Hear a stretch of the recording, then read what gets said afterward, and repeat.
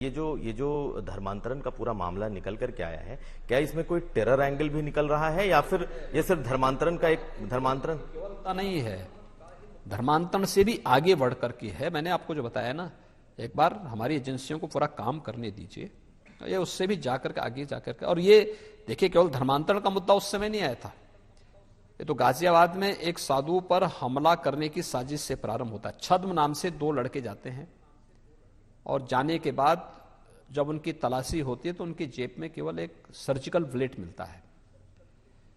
ये surgical blade जो है ऑपरेशन में काम आता है और ये अत्यंत खतरनाक साजिश का हिस्सा था। एक अनट्रेन्ड व्यक्ति उसका इस्तेमाल नहीं करता, ट्रेन्ड व्यक्ति, और वह ट्रेनिंग बकायदा दी गई थी उन लोगों को।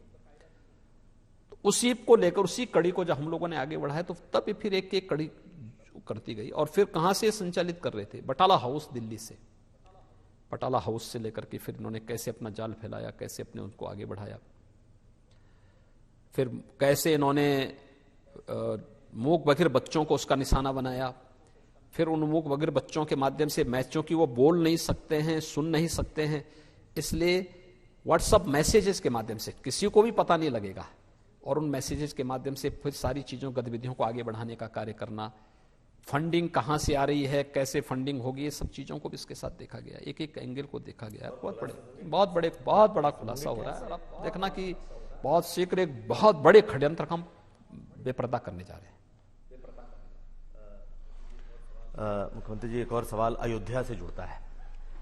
अयोध्या में भव्य राम मंदिर बन रहा है, सारी दुनिया देख रही है, लेकिन हाल के दिनों में ट्रस्ट ने कुछ जो जमीनें खरीदी उसे लेकर के बहुत विवाद हुआ। पॉलिटिकल पार्टियों ने तो उसमें चंदा चोर जैसी बातें कह दी। कहा गया कि ट्रस्ट ने कम पैसे की जमीन ज्यादा में खरीदी। तो आपके संज्ञान में भी ये चीजें आई होंगी, आपने इसकी सत्यता कल ट्रस्ट के पदाधिकारियों ने सारी चीजों को बहुत क्लियर कर दिया है, एक एक तथ्यों को उजागर कर दिया, उसको सामने रख दिया है। मुझे लगता है उसके बाद कोई भी गुंजाइश नहीं बचती है इस पर कहने की। ये विपक्ष की एक आदत का हिस्सा है हिंदू आस्था के साथ खिलवाड़ करना। याद करिए 1947 के बाद से जिन्होंने राम जन्मभूमि मंदिर से संबंधित विवाद को कभी हल नहीं होने दिया, वे लगातार इस बात का प्रयास करते रहे कि हमेशा विवाद ही बना रहे। वे लगातार इस प्रयास में रहे। आदरणीय प्रधानमंत्री जी के नेतृत्व में जो प्रयास प्रारंभ हुए, आज जब राम जन्मभूमि मंदिर निर्माण का कार्य तेजी के साथ प्रारंभ हुआ है,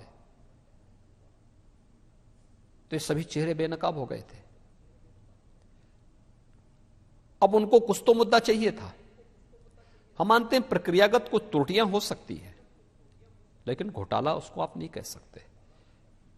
देखिए, जमीन खरीद फरोख्त के दो तरीके होते हैं। एक आप सर्किल रेट से लेंगे, एक मार्केटिंग रेट से लेंगे। नगरीय क्षेत्रों में दोनों चीजें एक साथ चलती हैं। आप जिसको सुविधा हो उसके अनुसार जाता है, रजिस्ट्री कार्यालय में जाकर के अपना वो करा लेता है।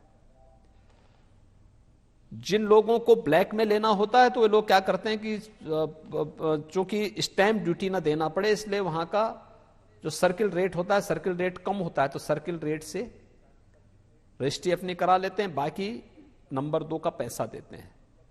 ट्रस्ट ने पूरा पैसा उनको चूंकि भुगतान किया, इसलिए ट्रस्ट ने मार्केट रेट से काफी कम दाम पर, मार्केट रेट पे अगर आप देखेंगे तो मार्केट रेट से काफी कम दाम पर उस लैंड को खरीदा है। और कल ट्रस्ट ने एक एक चीज को, एक एक तथ्य को सबके सामने प्रस्तुत कर दिया है। मुझे नहीं लगता कि इसके बाद अब कुछ भी बोलने की गुंजाइश रह जाती है।